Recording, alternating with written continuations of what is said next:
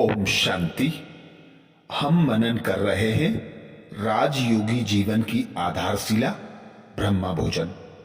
ब्रह्मा भोजन पर अब तक हम अनेक दीदी दादियों के, वरिष्ठ भाई बहनों के अनुभव सुनते आए। आज सुनेंगे ब्रह्मा कुमारीज की भोग संदेश लाने वाली दीदी रुक्मिणी दीदी, जो मधुबन शांतिवन से हैं। दीदी जी बताती हैं, हमारा ध्यान का अर्थात ट्रांस का पार्ट सन 77 से शुरू हुआ, पर ट्रांस के पार्ट का साकार बाबा ने 1967 में ही वरदान दे दिया था। शुरू से ही बाबा कहते, आप अनन्य बच्ची हो। जब कलकत्ता में प्रदर्शनी लगी तो बाबा ने कहा, जो भाई बहन ज्यादा पार्टियों को समझाने की सर्विस करेंगे उन्हें बाबा इनाम देगा। जब बाबा का पत्र आया, हमने कलकत्ते में 40-50 पार्टियों को समझाया, तो बाबा ने पत्र में हमें वरदान दिया, उड़ने वाली उड़न खटोली। जब बाबा ने यह वरदान दिया, तब हमें यह अनुभव नहीं था कि बाबा हमें ऐसा पाठ देगा। भोग लगाना दादी संतरी ने हमें सिखाया। दादी ने कहा, आज भोग आप लगाओ। मैंने कहा, कैसे? तो दादी ने कहा, निश्चिंत होकर, निरसंकल्प होकर बैठ जाओ बाबा के सम्मुख भोग लेकर। जब हम निश्चिंत और निरसंकल्प होकर बैठी तो बहुत ही अच्छा अनुभव हुआ। हम बचपन से ही बाबा के घर में रहते थे। 1978 में बाबा पर पूरा समर्पण हुए। दीदी कहती हैं, ब्रह्मा भोजन की शक्ति से कट्टर विरोधी भी सहयोगी बन जाते हैं। तो मधुबन शांतिवन में बाबा के घर में रहने वाली दीदी रुक्मिणी दीदी हम बच्चों को ब्रह्मा भोजन का अनुभव सुनाते हुए कहती हैं, ब्रह्मा भोजन की शक्ति से कट्टर विरोधी भी सहयोगी बन जाते हैं। दीदी जी से प्रश्न किया, दीदी बताइए कि राजयोगी जीवन के लिए ब्रह्मा भोजन का क्या महत्व है? दीदी, राजयोगी जीवन के लिए ब्रह्मा भोजन का क्या महत्व है? उत्तर में दीदी समझाते, हम बाबा की याद में भोजन बनाते और खाते हैं तो हमारे शरीर में एक बहुत बड़ी शक्ति आती है। हमने तो अपने प्रैक्टिकल जीवन में देखा है। कोलकाता में हम दादी निर्मला शांता तथा दादी संदेशी के साथ रहते थे। कई बार वे खुद अपने हाथ से सब्जी काटती थी, हमें खिलाती थी, भोजन बनाती थी, सब्जी छोंक लगाती थी, तो हम देखते थे। दादियां अपने हाथों से भोजन बनाती थी, बीच बीच में देखती थी, चक्कर लगाती थी। हम बहनों को भी दादियों को देखकर बहुत प्रेरणा आती थी। बाबा की थाली इतने प्रेम से सजाती थी और फिर देखती थी कि कोई चीज मिस तो नहीं की। हमने देखा कि बाबा की याद का बनाया हुआ भोजन और बाबा को भोग लगाया हुआ भोजन खाने से हमारी मानसिक शक्ति और हमारे बोल, हमारे कर्म सबके ऊपर बहुत अच्छा प्रभाव पड़ता है। हमारी लौकिक माताजी बहुत कड़े बंधन में रही, फिर भी बाबा को नियम प्रमाण भोग लगाती थी और वह भोजन सबको खिलाती थी। लौकिक बाप जो कट्टर विरोधी था, बाबा की याद में बनाया हुआ भोजन खाकर आहिस्ते आहिस्ते बाबा का बन गया, ज्ञानी आत्मा बन गया, सहयोगी आत्मा बन गया। यह है बाबा के साथ योग की शक्ति और ब्रह्मा भोजन भोग की शक्ति। कोलकाता में एक माता थी, उसको कभी मधुबन का एक तोसा देते थे।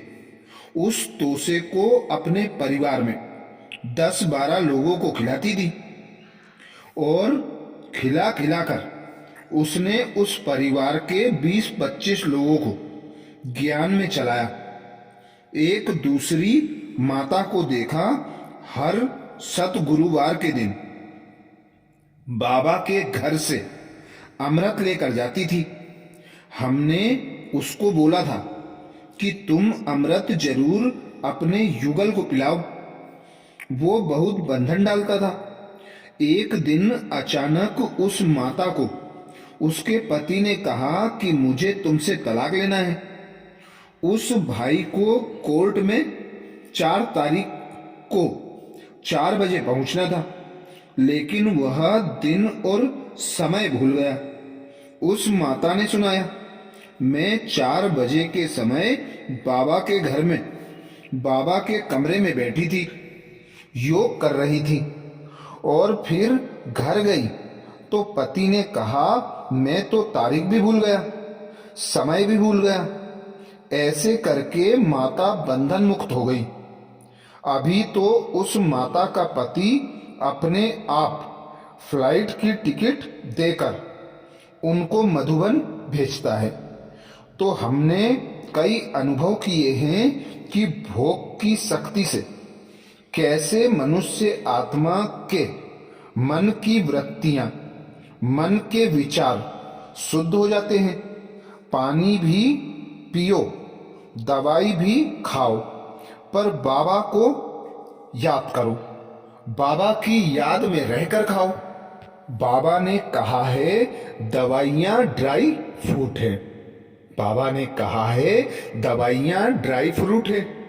जब कोई नई चीज पहले आती है, चाहे दवाइयां हैं या कुछ और भी हैं, उसको पहले बाबा की याद में 1 मिनट दृष्टि डालते हुए पियो, तो अपने को बहुत शक्तिशाली हम अनुभव करते हैं।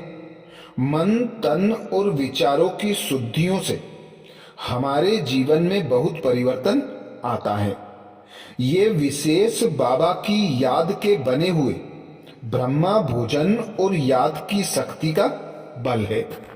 अगला प्रश्न दीदी जी से, दीदी जैसे आप भोग लगाते हैं उस दिन आप कौन सी अवस्था में रहते हैं? आप क्या विचार करते हैं?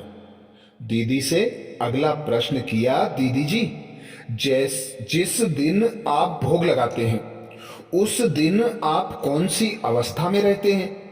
आप क्या विचार करते हैं? उत्तर में दीदी बताती, हम सतगुरुवार के दिन भोग लगाते हैं तो बुधवार शाम से ही अपने को बहुत हल्का और निरसंकल्प बनाने की कोशिश करते हैं, क्योंकि बाबा के पास जाना है तो अपनी अवस्था को एकदम निरसंकल्प बनाना है। कोई प्रकार का संकल्प होगा तो हम उड़ नहीं सकती। विशेष सदगुरुवार के दिन भी हम बाबा की याद में रहते हैं कि आज बाबा कौन सा दृश्य दिखाएंगे, कौन सी बात सुनाएंगे। मुझे बाबा की बात को कैच करना है, समझना है। आज बाबा का कौन सा इशारा मिलेगा, उसी धुन में, उसी याद में, उसी मस्ती में हम बने रहते हैं। और विशेष जब भोग में बैठते हैं तो सोचते हैं बस मैं और बाबा, तीसरी कोई बात बुद्धि में होती नहीं। तभी हम बाबा के पास जाते हैं और बाबा के सूक्ष्म इशारों को, सूक्ष्म बातों को कैच कर पाते हैं। अगला प्रश्न दीदी जी से, दीदी वतन में तो बातें नहीं होती हैं, फिर आप कैसे समझते हैं बाबा ने क्या बोला? अगला प्रश्न दीदी जी से, दीदी वतन में तो बातें नहीं होती हैं, फिर आप कैसे समझते हैं बाबा ने क्या बोला? उत्तर में दीदी बताते, सूक्ष्म वतन में स्थूल बातें नहीं होती हैं। जैसे हम नींद में स्वप्न देखते हैं, स्वप्न में किसी को देखते हैं, किसी से बातें करते हैं। नींद में ही हमारे मन में संकल्प चलते हैं, विचार आते हैं, पर हम फिर भी नींद में ही हैं। ये तो हम जागते हुए बाबा के पास जाते हैं सूक्ष्म वतन में। विशेष रूप से हमारे सामने कोई ना कोई सीन आती है। उस सीन को, दृश्य को सजाए बाबा नजारे हमारे सामने दिखाते हैं। उस सीन को, दृश्य को, नजारे को, और बाबा के जो एक्शन होते हैं वे हमको समझने होते हैं। उन बातों को कैच करना होता है। यदि हमारी बुद्धि की लाइन क्लियर नहीं होगी तो हम बाबा की बात को समझ नहीं सकेंगे, कैच नहीं कर पाएंगे। शुरू में जब जाना शुरू किया था तब नहीं समझ पाते थे।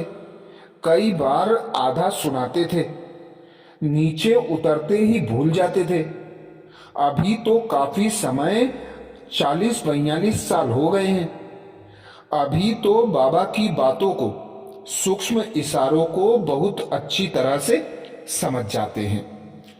अच्छा, ये दीदी रुक्मिणी जी शांतिवन मधुबन जो भोग संदेशी हैं, उनका अनुभव इस वीडियो में आधा हुआ, आधा अगले वीडियो में फिर करेंगे। अच्छा, ओम शांति।